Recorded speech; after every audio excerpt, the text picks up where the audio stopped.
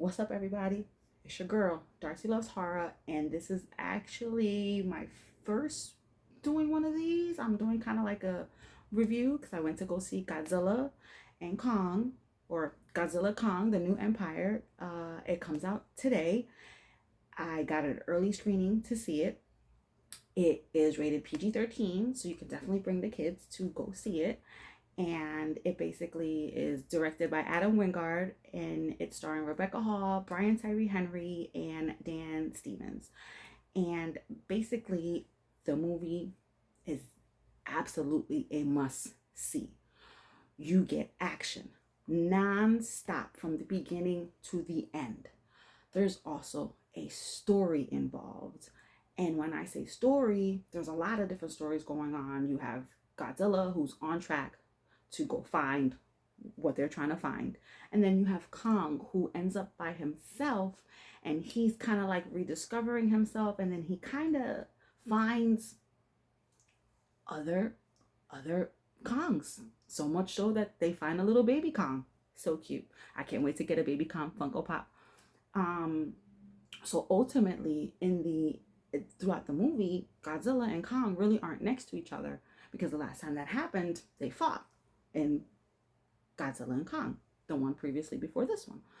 So there's also another story going on with the young lady that was in the previous movie who was able to talk to Kong through sign language, and she ends up, well, her, Rebecca Hall, Brian Tyree, and Dan Smith, they end up finding and discovering uncharted territory, and that becomes a whole new quest of its own.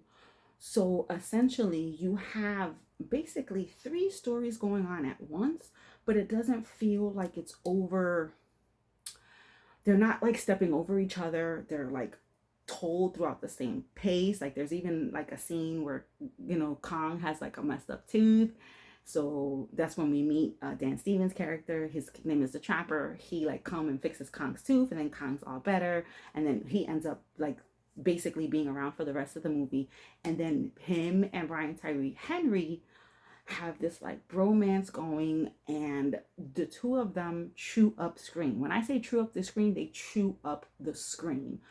Their chemistry is just phenomenal. And it's not too over the top to where it like takes over the movie. Like it's funny, but then it also has this like serious tones. And it's not too serious because it doesn't take itself too serious.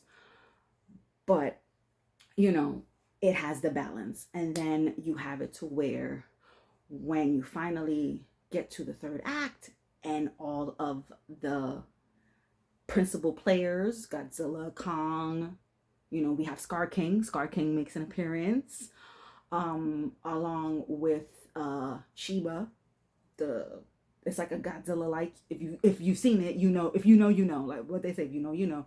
And you know, when we get to the third act, we also get an appearance from my personal favorite of the Godzilla and Kong franchise, Mothra. Mothra makes another appearance. And of course, Mothra and Godzilla are like this. So obviously she comes and she's helping and she's just doing her thing. Mothra does her thing. So essentially everybody is basically playing their parts and doing what needs to be done to basically save the earth, even though Godzilla did destroy some cities and kind of destroyed bridges and maybe killed people, but we're gonna overlook that. We're not even gonna go into that. We're not gonna look into that. There's also some like WWE moves there. Godzilla like fucking, ooh, excuse my language. Godzilla, well, yeah, Godzilla basically like body slammed somebody. Kong, not Kong, but yeah, Kong gets a robotic arm, so it was almost like he became like Iron Man. So he has like this robotic arm, and he like uppercuts Godzilla, giving him a Hadouken. And I felt like I was watching the WWE in some aspects, but then I also felt like I was watching Marvel. I was I literally said to myself, I said, this is giving Marvel's Avengers Endgame. Like, that was how I felt with the movie. Overall, I was thoroughly satisfied. I definitely recommend you go checking it out because you'll like it and it's awesome. And that's basically it. I'll see you guys on the flip side. Peace out.